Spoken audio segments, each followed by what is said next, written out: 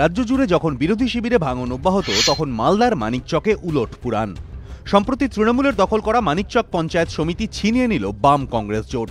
মানিকচক পঞ্চায়েত সমিতির মোট আসন 31, ম্যাজিক ফিগার 16। এর মধ্যে বামেদের 15, কংগ্রেসের 3 এবং তৃণমূলের 13। কয়েকদিন আগে 3 জন বাম সদস্য তৃণমূলে যোগ দেন। এর জেরে তৃণমূল পৌঁছে যায় ম্যাজিক ফিগার 16। এরপর 9 সেপ্টেম্বর অনাস্থা ভোটে জিতে মানিকচক পঞ্চায়েত সমিতির আনুষ্ঠানিকভাবে দখল নেয় তৃণমূল। এরপরই নাটকীয় মোড়, একেবারে উলট পুরাণ।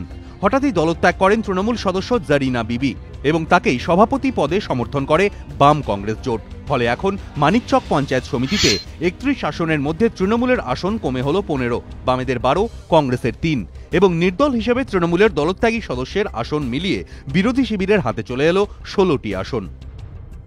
ফল যা হলো, মানুষ জিতল। একজন যিনি দিয়েছেন তিনি আমাদের কাছে আবেদনও জানিয়েছেন। তৃণমূল দ্বারা বীতশ্রদ্ধ হয়ে তিনি চিন্তা ভাবনা করছেন। তিনি ওই জরিনা বিবি, যারা গণতন্ত্রকে ধ্বংস করছে তার বিরুদ্ধে যারা প্রতিবাদ করে আমাদের দলে আসবে তাকে স্বাগতম জানাচ্ছি। তাকে সাপোর্টও করতে পারি, তার সাপোর্ট নিতেও পারি। এভাবে তৃণমূল সদস্যের দলবদলকে বিশ্বাসঘাতকতা হিসেবে দেখছে শাসক দল। আজকে আমরা বিশ্বাসঘাতকতার শিকার হলাম।